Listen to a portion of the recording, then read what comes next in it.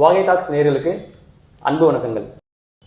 இன்னைக்கு நம்ம என்ன எதை பத்தி பேச போறோம்னா, நேற்று நடந்த சில முக்கிய நிகழ்வுகள், அதாவது அரசியல் நிகழ்வுகள் பத்தி நம்ம இன்னைக்கு விவாதிப்போம். நேத்து மத்திய நீர்வளத்துறை அமைச்சகத்திலிருந்து ஒரு நோட்டீஸ் ஒன்று வந்திருந்தது. அந்த நோட்டீஸ்ல என்ன சொல்லியிருந்தாங்கன்னா, மேகதாது அணை கட்டுறதுக்கு மற்ற மாநிலங்களான தமிழ்நாடு, புதுச்சேரி, கேரளா போன்ற மாநிலங்கள்கிட்ட இருந்து எந்த அனுமதியும் பெற வேண்டியது இல்லைன்ட்டு ஒரு நோட்டீஸ் ஒன்று. சுப்ரீம் கோர்ட் ஆர்டர்ஸ்ல அந்த மாதிரி எதுவும் மென்ஷன் பண்ணலன்னு சொல்லியிருந்தாங்க. நீர்வள அமைச்சகத்திலிருந்து என்ன சொல்றாங்கன்னா, 2018 உச்ச நீதிமன்ற ஆர்டர்ஸ் வந்து என்ன சொல்லுதுன்னா, மற்ற மாநிலங்கள் கிட்ட இருந்து அனுமதி பெற வேண்டிய அவசியம் இல்லை அப்படின்னு சொல்லியிருக்காங்க.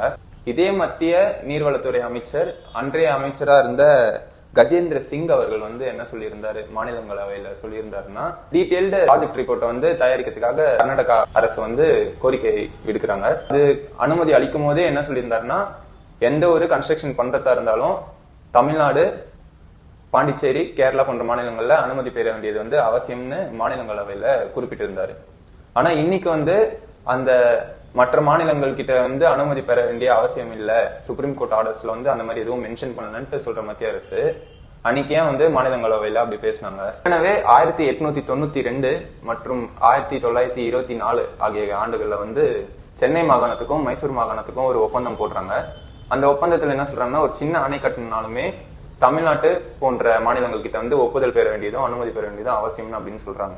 அப்போ இவ்வளவு அக்ரிமெண்ட்டும் இவ்வளவு வந்து ஆதாரங்களும் இருக்கும் போது மத்திய அமைச்சர் வந்து இப்படி மாத்தி மாத்தி பேசுறது வந்து எந்த பிரயோஜனமும் இல்லை. இது வந்து ஒரு அரசியல் நோக்கத்தோட பார்க்க வேண்டிய அவசியமே இல்லை. இது வந்து விவசாயிகளோட வாழ்வாதாரம். வெறும் குறுகிய நோக்கத்தோடு பார்க்காம மொத்த தமிழ்நாட்டோட பிரச்சனையா பார்த்து ஒரே கூட்டமா நின்று இந்த பிரச்சனையை வந்து எதிர்க்கணும்ட்டு வேண்டி கேட்டுக்கிறேன்.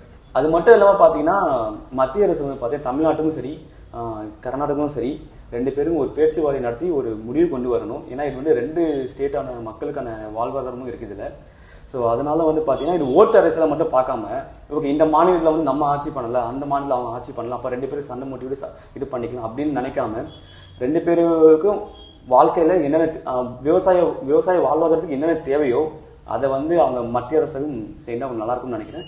அதே போல வந்து பாத்தீங்கன்னா, கண்டிப்பா வந்து தமிழக முதல்வர் வந்து அவரோட உரிமையை விட்டு கொடுக்க மாட்டாரு. கண்டிப்பா வந்து எங்கெல்லாம் போய் எந்த அளவுக்கு ஃபைட் பண்ணணுமோ நிச்சயமா கண்டிப்பா அவரு ஃபைட் பண்ணி மேகதாது அணையை கட்டாம தடுப்பாரு. அடுத்து வந்து பாத்தீங்கன்னா, நம்ம வந்து தமிழ் தாய் வாழ்த்து பத்தி விவாதிப்போம். நேற்றைக்கு வந்து பாத்தீங்கன்னா, ஆளுநர் வந்து பாத்தீங்கன்னா நெல்லை பல்கலைக்கழகத்தில் போயிட்டு இந்த மாதிரி பட்டமளிப்பு விழாவில் போய் பார்த்தீங்கன்னா தமிழ் தாய் வாழ்த்து பார்த்தீங்கன்னா 3ஆவதா பாடப்பட்டுச்சு. ஸோ அதை வந்து பார்த்தீங்கன்னா தமிழக வெற்றி கழகத்துடைய தலைவரும் தமிழக முதல்வருமான விஜயனன் வந்து பார்த்தீங்கன்னா அதுக்கு வந்து கண்டனங்கள் தெரிவித்துக் கொள்கிறார்.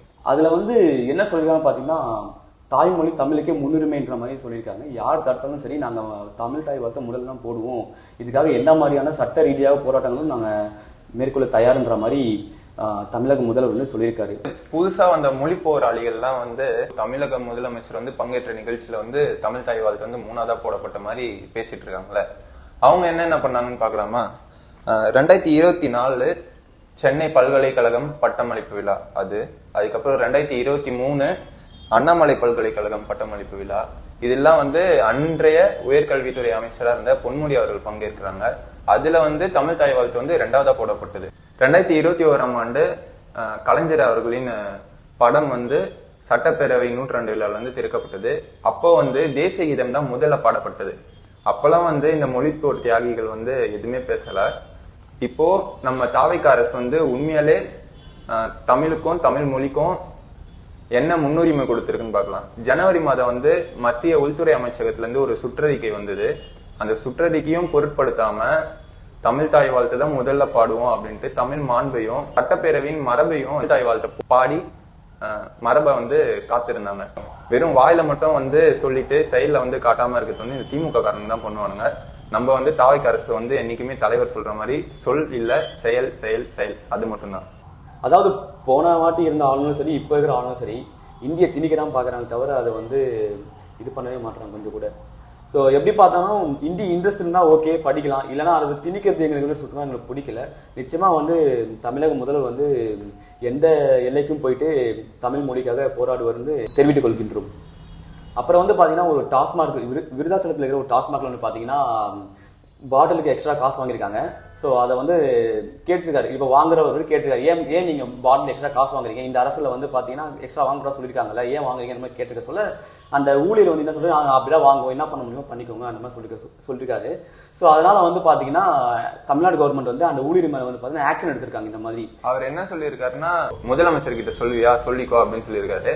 அதனால்தான் அவருக்கு வந்து நிறைய பாடம் புகுட்டுற மாதிரியும் கிளாஸ் எடுக்கிற மாதிரியும் இன்னைக்கு அவர் வந்து பணியிடை நீக்கம் பண்ணி இவ்வளவு விரைவா ஒரு அரசு செயல்படுமான்ட்டு மக்களுக்கு ஆச்சரியத்தை கொடுத்திருக்காரு.